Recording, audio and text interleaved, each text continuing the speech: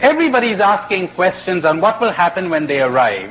Very few are really, there's this curiosity, that's the word. Curiosity. It doesn't matter. What's important is that you would have grasped what I'm saying. But we're always asking, how would this fit into that system? Or would this make sense in that context? Or what will it feel like when we get there? Get started. You'll know. It cannot be described. We cannot say. And so it is said so widely in the East. Those who know do not say. Those who say do not know. It cannot be said. Only the opposite can be said. The guru cannot give you truth, as I shall explain to you sooner or later. Truth cannot be put into words. You have a formula. That isn't the truth. That isn't the reality. Reality cannot be put into a formula. The guru can only point out your errors. When you drop your errors, you will know truth. And then you cannot say. This is common teaching among the great Catholic mystics.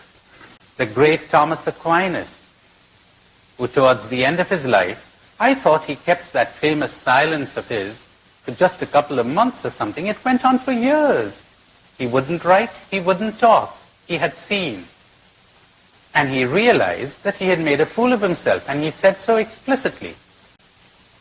It's like if you've never tasted a green mango, which are found in abundance in my country, and you said to me, what does it taste like?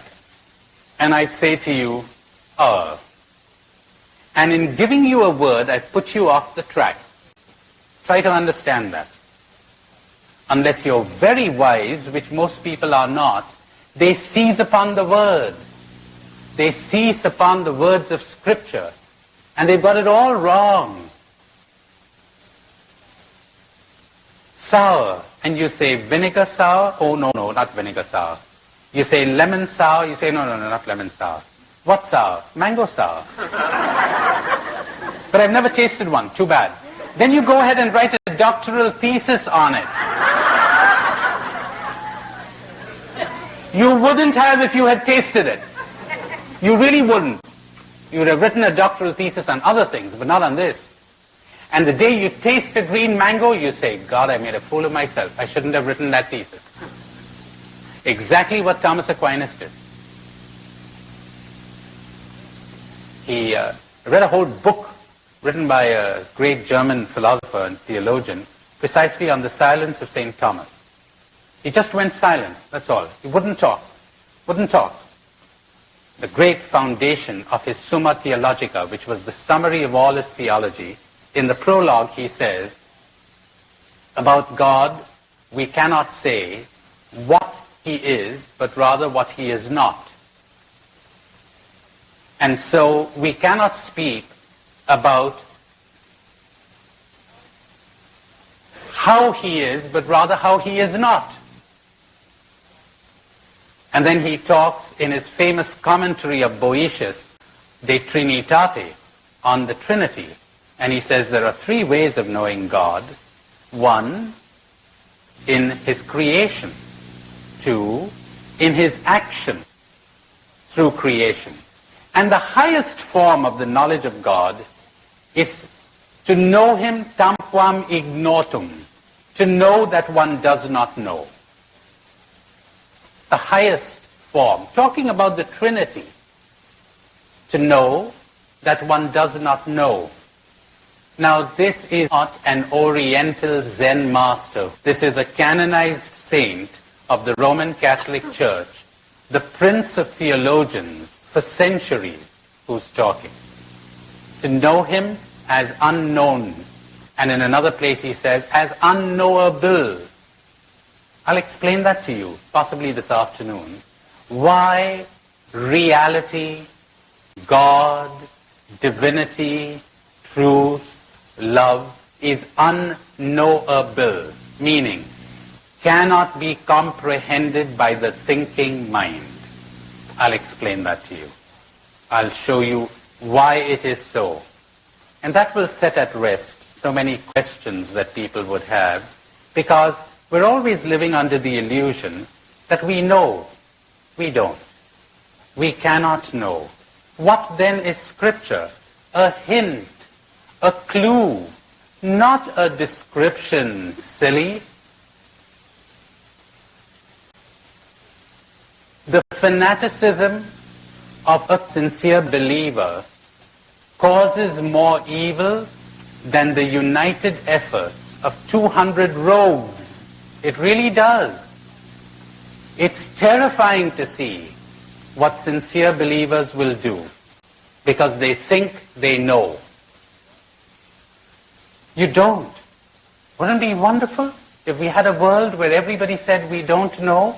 Wouldn't that be marvelous? We don't know. A man born blind who comes to me and says, what is this thing called reality? Or rather, what's the color green?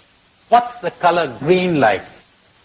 And how does one describe the color green to someone who is born blind? One uses analogies. One says, you know, the color green, it's something like soft music. He says, oh, something like soft music? Yeah, soothing, soft. Oh, okay. Another guy comes to me and says, what's the color green like? I say, you know, it's something like soft satin. Very soft to the touch and soothing. He says, oh, I see. The next day I know they're bashing each other over the head with bottles. One saying it's soft music. The other one says it's satin. And so it goes on. And neither of them knows a thing of what they're talking about.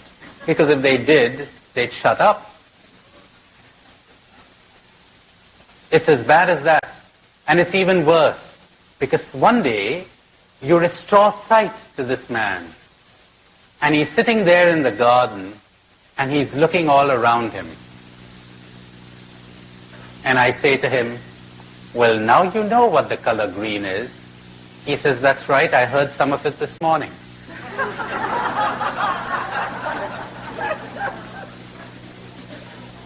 You know you're surrounded by God and you don't see Him because you know about Him. That's why. The final barrier to the vision of God, is your God concept. You miss it because you think you know. That's the terrible thing about religion.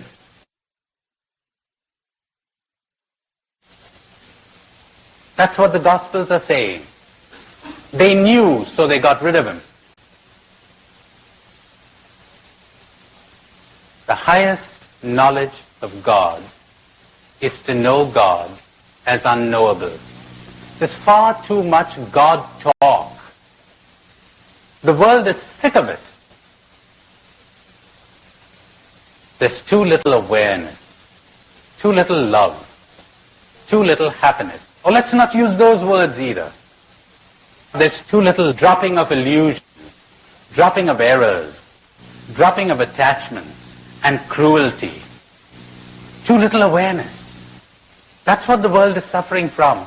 Not lack of religion, lack of awareness, lack of waking up. That's what religion is all about. That's what it's supposed to be about. Look what we degenerated into. Come to my country and see them killing one another. You find it everywhere. This is what it ended up in. So, the one who knows does not say. The one who says does not know. All revelations, however divine, are never anything more than a finger pointing to the moon. And as we say in the East, when the sage points to the moon, all that the idiot sees is the finger.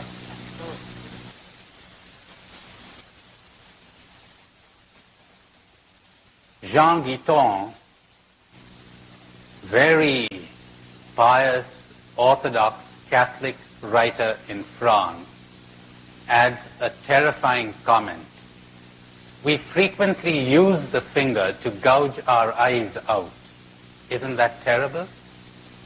So to summarize what I said this afternoon, as you begin to observe yourself, self-observation, watching everything inside of you and outside, I'm going to have a lot to say about that too.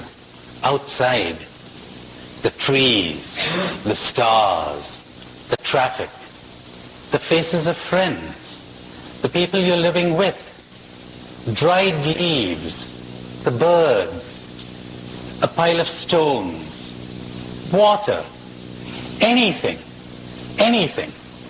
Observe, watch. You might suddenly stumble upon a whole world you had never seen. And you'd say, God, I've been here all along. How come I never saw this? To watch everything inside of you and outside.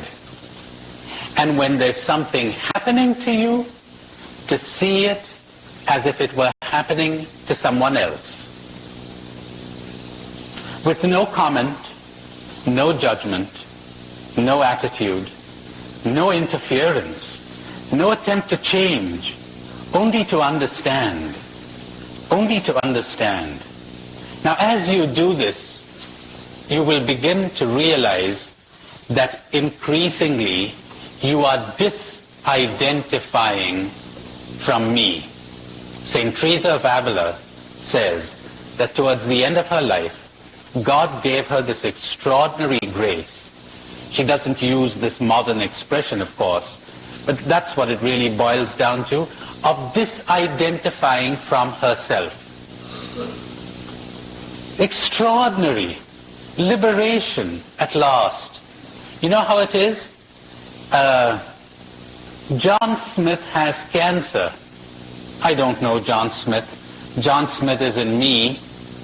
So I'm not all that affected. If I have love and sensitivity, maybe I'll help, but I'm not all that affected emotionally. You have an examination. I'm not all that affected. I can be quite philosophical about it, and I'll say, well, the more you worry about it, the worse it's going to get. Why don't you take a good break? But when it comes my turn to have an examination, well, that's something else, isn't it? Because I've identified with me. I identify with my family, my country, my possessions, my body, me. How would it be if I had a grace, if God gave me the grace, that I wouldn't call these things my? That isn't I at all. I'd be detached. I'd be disidentified. That's what it means to lose the self. To deny the self. To die to self. To the ego. To me. To be objective about it. To be disidentified and detached from it. Now as you begin to practice this, you could try it tonight. It's not a matter of nerves now or muscles, of tightening your muscles, but as you move around, if you can be aware of what you're doing, if you can be aware of what you're saying, if you can be aware of how you are reacting, what a difference. Won't be long before you notice the effect. So, awareness, awareness, awareness. In awareness is healing. In awareness is truth. In awareness is salvation. In awareness is spirituality. In awareness is growth. In awareness is love. In awareness is awakening. Awareness. I talked to you so far about awareness of what goes on in the self, the me. why it is that when we look at a tree, we really don't see it. We think we do, but we don't. When we look at a person, we don't really see that person. We think we do. What we're seeing is something that we fixed in our minds. We get an impression, we hold on to that impression, and we keep looking at that person through that impression. And we do this with almost everything. If you understand that, then you will understand the loveliness and beauty of being aware also of everything around you. Because reality is there. God, whatever that is there. It's all there. The little fish in the ocean. Excuse me, he says, I'm looking for the ocean. Could you tell me where I could find it? Pathetic, isn't it? So, if we would open our eyes and see and realize, then we would understand.